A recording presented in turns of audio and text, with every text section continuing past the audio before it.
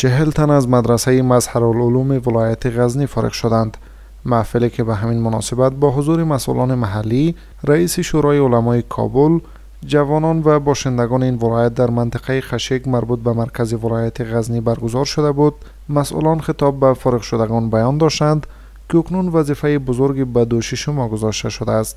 الله پاک دوی ته د ښه خدمت توفیق ورکړي او یو ډیر دروند بار یې په غاړه سو او یو ډیر دروند مسؤلیت یې په غاړه سو.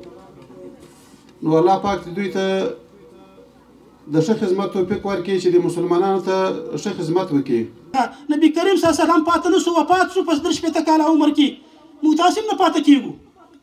نو موږ تاسو به د الله په غلو ژوندۍ باندې لوی فکر کوو. د لوی ژوندۍ لپاره به موږ تاسو کار کوو او د مدارس لپاره د مجاهدینو لپاره د درې طبقه چې معیار کې عالمان دینی نیز در مورد ارزش کسب علم صحبت نموده افزودند که برای اصلاح جامعه عمل کردن به علم ضروری است. څوک چې علم کوي تصوف نه ورسره وای هغه فاسق ګرځي ځکه عمل بیان شکړای چې باطن نه یې صفا شوی. د عمل په موږ دروند ده. روژه نیول راته سخت دي، لمونځ کول راته سخت دي. الحمدلله ډیر زیات خوشاله یم. د امارت اسلامي نیم دا غوښتنه چې پاینده کې نور د مدرسو ته زیات توجه وکړي او د موږ د آینده لپاره د طلبه کرامو یا د علما کرامو لپاره زیات ترتیب و یا کومه شانس دی هغه برابر کړي.